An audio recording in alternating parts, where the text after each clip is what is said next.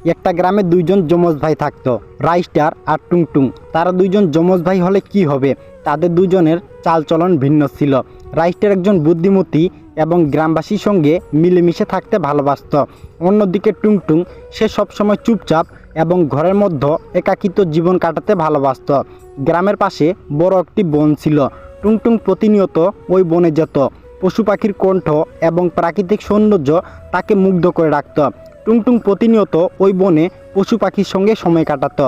গ্রামবাসীরা এটা দেখার পরে টুংটুংকে প্রায় বলতো, পশু পাখির সঙ্গে বন্ধুত্ব করা ভালো না, একদিন তারাই তোমার জীবন কেড়ে নিবে। কিন্তু টুংটুং তাদের কথায় কোনো মনোযোগ দেয় না। একদিন টুংটুংয়ের লাশ ওই গ্রামের বনে পাওয়া যায়। গ্রামবাসীরা এটা দেখার পরে অনেকে অবাক হয়ে যায়।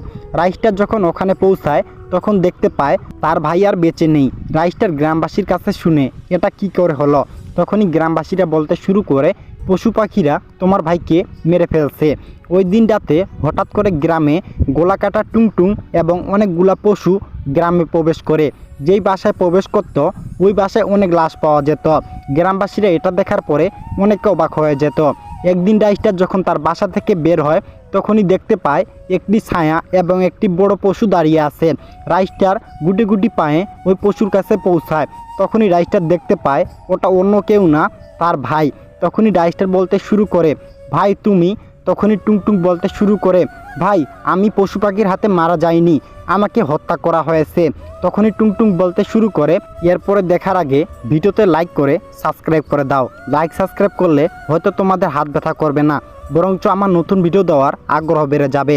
আমি একদিন পশু পাখির সঙ্গে সময় কাটাতেছিলাম, তখনই মাফিয়া ডন তার কিছু লোকদের নিয়ে পশু পাখিদের উপর হামলা করে দেয়।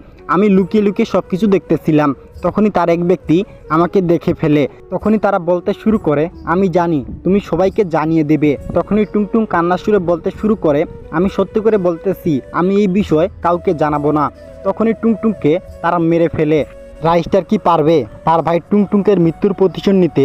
তোমরা যদি পার্ট 2 চাও তাহলে পার্ট 2 কমেন্ট করো এবং তোমাদের নাম কমেন্ট করো। তোমাদের নাম নিয়ে নতুন নতুন ফ্রি ফায়ার স্টোরি তৈরি করব। অবশ্যই চ্যানেল সাবস্ক্রাইব থাকতে হবে।